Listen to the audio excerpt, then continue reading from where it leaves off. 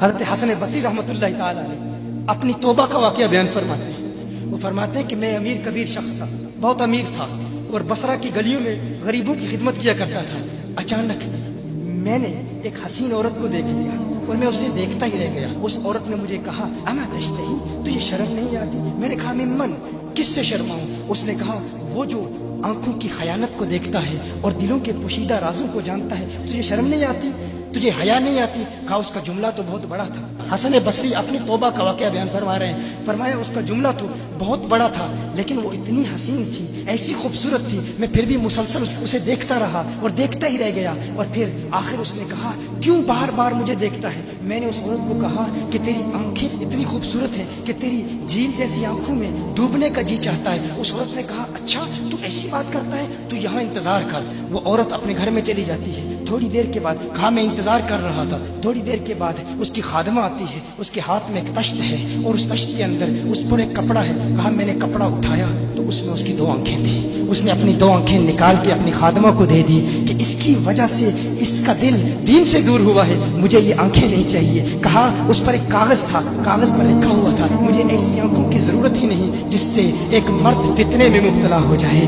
میری بہنیں جو اس گفتگو کو سن رہی ہیں ان کی بارگاہ میں بھی عرض ہے، وہ بہنیں جو گھنٹوں آئینے کے سامنے کھڑی رہتی ہیں فقط اس نیت سے کہ اپنے بالوں کو یوں سنواریں کہ مردوں کو فتنوں میں مبتلا کریں، یا کسی دکان میں جا کر کپڑے خریدتے وقت ان کے ذہن میں فقط یہی خیال ہوتا ہے ایسے کپڑوں کا انتخاب کریں گی کہ جن سے مردوں کو فتنے میں مبتلا کریں گے۔ یہ بھی امت کی بیٹی ہے جس کی ایک ادا سے ایک شخص ولی کامل بن گیا، حسن بصری بن گیا۔ حسن بصری فرماتے ہیں جب اس کی آنکھیں دیکھی میں تحکم کھو بیٹھا، میں زار و قطار رو رہا تھا، روتے ہوئے میں گھر چلا گیا، پوری رات میں روتا رہا، پوری رات توبہ کرتا رہا، استغفار کرتا رہا۔ حسن بصری فرماتے ہیں فجر کی اذان سنی، اچانک خیال آیا اس عورت کا شکریہ تو ادا کروں کہ جس نے اپنی آنکھیں میرے لیے، میرے دین کے لیے، میرے ایمان کے لیے اور توبہ پر استقامت کی خاطر قربان کر دی۔ کہا میں اس کے گھر گیا، جو ہی اس کے گھر پہنچا تو ادھر اس کا جنازہ نکل رہا تھا، اس کی موت واقع ہو چکی تھی۔ کہا میں رات گھر آیا، میں رات سو گیا، میری آنکھ بند ہوئی، میں نے اس عورت کو خواب میں دیکھا، میں نے کہا کوئی نصیحت کر۔